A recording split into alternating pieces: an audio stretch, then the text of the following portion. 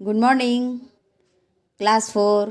देखिए बेटा, हम लोग कल पढ़े थे लेसन 14 का पेज नंबर 108 और आज हम लोग पढ़ेंगे 109 आगे का। तो देखिए बेटा, यहाँ हम लोग रीडिंग करेंगे। The protection of life and property, agriculture, education and other matters the state government can always seek the help of union government during any crisis. कोई भी विपदा आती है तो हमेशा जो स्टेट गवर्नमेंट होती है, जो राज्य सरकार, वो भी सहायता देने के लिए हमेशा तैयार रहती है पूरे देश में। चाहे वह किसी भी प्रोटेक्शन में हो, चाहे संपत्ति की रक्षा करने में हो, एग्रीकल्चर में कोई दिक्कत आए या एजुकेशन में या अलग मैटर में। यानी कि स्टेट गवर्नमेंट कहने की ये मतलब है बेटा कि स्टेट गवर्नमेंट और यूनियन गवर्नमेंट यानी केंद्रीय सरकार दोनों मिलजुल कर कार्य करते हैं हमारे देश में। अब हम लोग नीचे पढ़ेंगे यूनियन और सेंट्रल गवर्नमेंट, यानी कि केंद्रीय या संघीय सरकार। The union government does 3 main function, यानी कि यूनियन गवर्नमेंट या सेंट्रल गवर्नमेंट के 3 कार्य होते हैं। These are to make laws, to implement laws and to provide justice. यानी कि एक काम है नियम कानून को बनाना, उस नियम कानून को अच्छे तरीके से चलाना और अच्छे न्याय को देना। द पार्लियामेंट, संसद यानी संसद भवन, make laws for the whole country. संसद भवन जो होती है, संसद जो के तरफ से जो लॉ और कानून या नियम और कानून बनते हैं पूरे देश के लिए। The Indian parliament has 3 wings, the Lok Sabha, Rajya Sabha, the president of India. 3 है इसके अंग। देखिए, लोकसभा जिसे लोअर हाउस कहा जाता है, यानी कि निम्न सदन कहा जाता है। लोकसभा या निम्न सदन, लोकसभा को निम्न सदन भी कहा जाता है बेटा। The Lok Sabha is the primary source of political power in the country. The citizen of India who are 18 years of age and above can elect the members of Lok Sabha. Any citizen who is 25 years of age and above can contest the election. The candidates who gets maximum number of votes is declared elected. The members of the लोक सभा are elected for a period of 5 years. तो बेटा हम लोग निम्न सदन के बारे में पढ़ेंगे। लोकसभा को निम्न सदन भी कहा जाता है। लोकसभा जो है एक प्राइमरी यानी प्राथमिक रूप का पॉलिटिकल शक्ति है पूरे देश के लिए। इसमें नागरिक जो 18 वर्ष तक की आयु या उससे ऊपर के होते हैं वो अपने मेंबर को इलेक्ट करते हैं यानी चुनते हैं लोकसभा के लिए। और वो जो उठते हैं, जो मेंबर को लोग जो चुनते हैं, उस मेंबर की उम्र कितनी रहनी चाहिए? 25 वर्ष की एज या उससे ऊपर की एज होनी चाहिए, वही इलेक्शन में खड़े होते हैं। The candidates who gets maximum number of votes is declared elected. जिस कैंडिडेट्स को जो ज़्यादा मेंबर को अगर अधिक वोट मिलते हैं, अधिक वोट मिलने के कारण उनका डिक्लेयर्ड हो जाता है और वो इलेक्टेड हो जाते हैं, यानी चुन लिए जाते हैं। The members of the Lok Sabha are elected for a period of 5 years। और इसमें लोकसभा जो होती है वो 5 वर्ष तक के लिए चुनी जाती है। अब है यहाँ पर उसके सदस्य लोग चुने जाते हैं। अब राज्यसभा और upper house. The Rajya Sabha is the permanent house of Indian parliament. It has less members. They are elected by the members of the state legislative assemblies for a period of 6 years। इसकी जो पीरियड होती है members की वो 6 years की होती है राज्यसभा की। और ये एक स्थायी जो है इसे उच्च सदन भी कहा जाता है। राज्यसभा को उच्च सदन कहा जाता है और इसमें जो होते हैं जो विधानसभा के सदस्य उसको चुनते हैं। 12 members of Rajya Sabha are also nominated by the president of India. और इसके जो 12 सदस्य होते हैं उसको प्रेसिडेंट चुन के उसमें नॉमिनेटेड करते हैं यानी डालते हैं।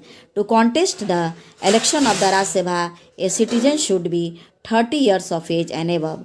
जो ये अपर हाउस में यानी राज्यसभा में जो मेंबर उठते हैं जो इलेक्शन में, उनकी उम्र होनी चाहिए 30 वर्ष या उससे ऊपर। अब हम लोग बेटा द प्रेसिडेंट के बारे में पढ़ेंगे।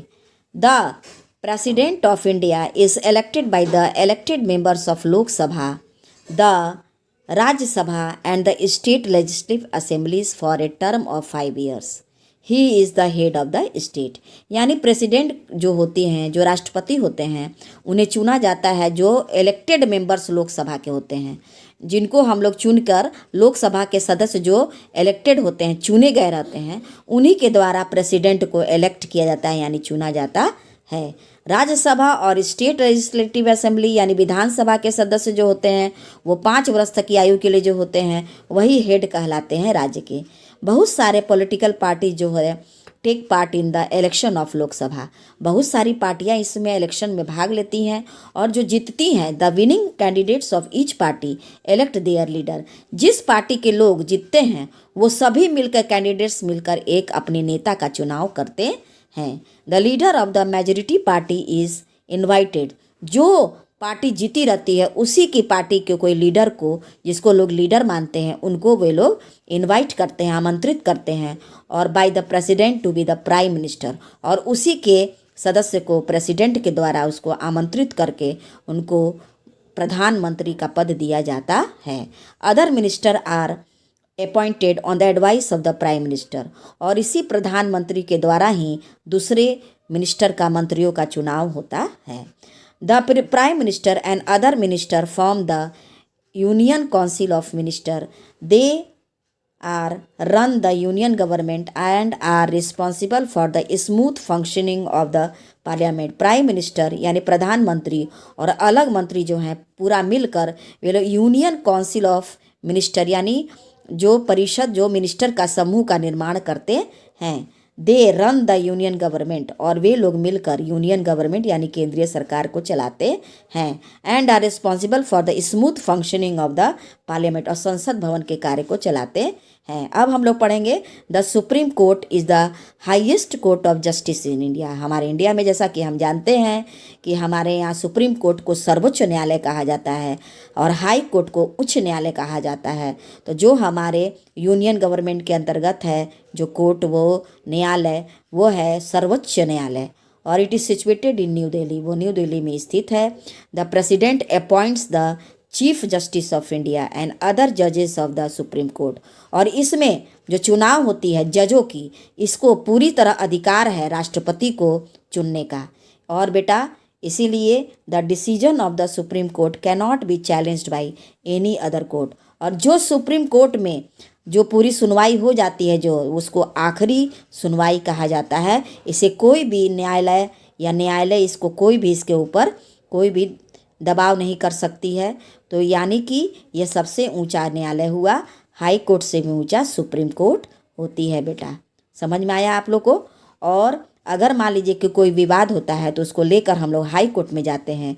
अगर हाई कोर्ट में यानी कि उच्च न्यायालय में सुनवाई नहीं होती है तो हम लोग सुप्रीम कोर्ट में जाते हैं। और सुप्रीम कोर्ट की जो सुनवाई होती है हम लोग की, वो आखिरी सुनवाई होती है। The Rashtrapati Bhavan, the Sansad Bhavan, the central secretariat and the supreme court are located in New Delhi.